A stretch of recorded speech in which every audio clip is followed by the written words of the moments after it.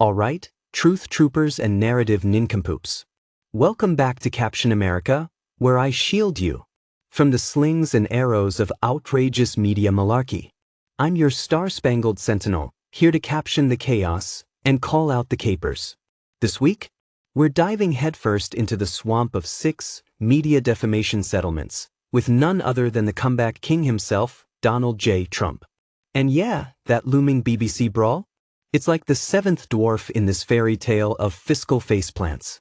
Buckle up, because we're exploring the avalanche of negative coverage that buried Trump's campaign and presidency under a blizzard of bias. The Lawfare lunacy launched against him, and how it all ties into one conspiratorial package. The Democrat dream team of charges, chyrons, and chicanery. But first, let's probe the putrid underbelly. Why did the media, those self-proclaimed guardians of the galaxy, treat Trump's every tweet like it was penned by Thanos himself? Overwhelming negative coverage? It's not hyperbole, it's a highlight reel of hysteria. From Russia collusion fever dreams to insurrection instant replays. The airwaves were a 24/7 Trump takedown. And guess what synced up perfectly? The Lawfare blitz. Coincidence? Or correlation so tight, it's basically causation in a clown suit. Picture this, as indictments drop like bad remixes, so do the doom scroll headlines. The charges? A buffet of baloney, 34 felonies in New York, for hush money bookkeeping that every politico's done since Watergate. Federal classified docs drama that vanished faster than the training wheels on Biden's bike. Georgia election interference, electioneering gone wild. January 6th, insurrection, theater. And don't forget the civil fraud farce in New York, where Trump was convicted of overvaluing assets. Assets the same judge let him leverage for a $175 million bond. Democrat narrative? He's a threat to democracy, screamed the talking heads, while conveniently ignoring Hunter's laptop or Clinton's emails. Facts. These cases were timed like a villain's plot twist, right before elections, with District Attorney Alvin Bragg jogging in from the campaign trail and Judge Merchan donating to anti-Trump causes. Why doesn't that match the impartial justice fairy tale the media peddles? Here is a probing question. If this was about accountability, why did the floodgates open only after Trump dared to run again? Now, the mugshot moment. Oh, the humanity. Remember the breathless buildup?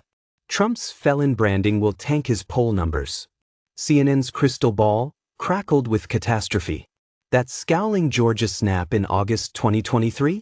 Media wet dreams of doom. End of the orange menace. The anticipated effect? A perception plunge into the abyss, turning swing voters into stone-cold skeptics. Branded a felon before the jury even deliberated. 34 counts, mind you, for elevating reimbursements to legal expenses. And what was the result on public opinion? A large segment of the population bought the crook-in-chief narrative, especially in those blue bubbles where facts fear to tread. Polls dipped, perceptions curdled. Mission accomplished for the narrative ninjas. But hold the phone, heroes. Enter the plot twist that makes Deadpool look predictable. Trump? He didn't just turn the narrative, he twerked it into a TikTok sensation. That mugshot? Transformed into an instant merch empire. Never surrender t-shirts, mugs with his glare saying vote or else, raking in $7 million in 24 hours. Felon? He leaned in like, yeah, like I'm the bad guy. The unintended consequences of the media mishaps. Trump's polls are through the roof. And the defamation lawsuits? He weaponized them like vibranium fists. ABC forks over $15 million for George Stephanopoulos, calling him liable for rape. How's that working out for you, ABC? Paramount and CBS? $16 million for that 60 Minutes edit job on Kamala's word salad. Total haul from these two alone? A cool $31 million, plus 4 other media mea culpas, totaling north of $50 million when you tally the smaller slaps. And why the quick settlements sans a courtroom circus? Because dragging it out means discovery. Emails, memos, the whole Operation Mockingbird 2.0 playbook exposed. Fear of flashing their partisan panties? You bet. These outlets weren't journalists. They were the DNC's unpaid interns, pumping propaganda like it's prime time. Why settle fast? Because truth in court is like kryptonite to their bias. It would reveal the whole operation as a democratic dirty trick, not democracy's defense. And the BBC? That upcoming settlement? Trump's team just dropped a $1 billion gauntlet over their sneaky January 6th speech splice, chopping his words to make "fight like hell" sound more like "fetch your pitchforks." Of course, they apologized in their adorably British accent, but no payout yet. Speculation station, will they cave like the Yanks? Or fight and flop, unmasking more public broadcaster pretense? Stay tuned, it's the international rematch we didn't know we needed. Speaking of final dispositions, that 34-count felony fiasco? Convicted in May of 24, sentenced in January of 25 to, well, crickets actually, and then unconditional discharge. No jail time, no fine, no nothing. Just a big fat guilty tattoo. They're desperately scrubbing via appeals. As of this week, the Second Circuit's giving Trump another swing at immunity and federal removal, with the DOJ, yes, his DOJ now, urging the whole conviction tossed like yesterday's hoax. Other lawfare?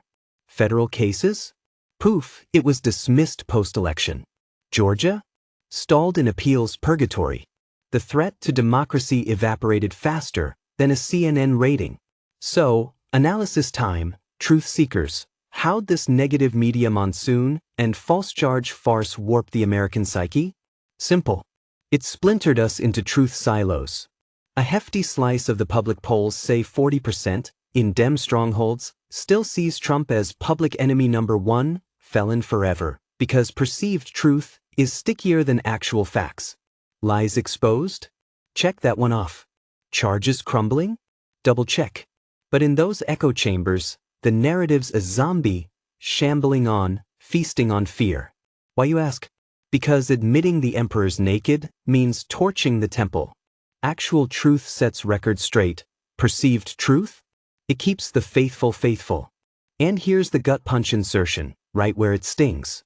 The truth shall set you free, unless you are lying. Then it's going to be a kick in the balls.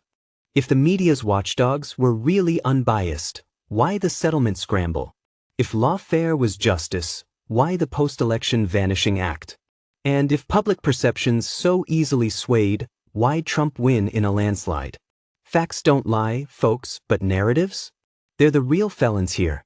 There it is, caped crusaders. Truth's the ultimate superpower, but only if you wield it. Got a differing take? A counterpunch? Hit the comments. Let's have that conversation.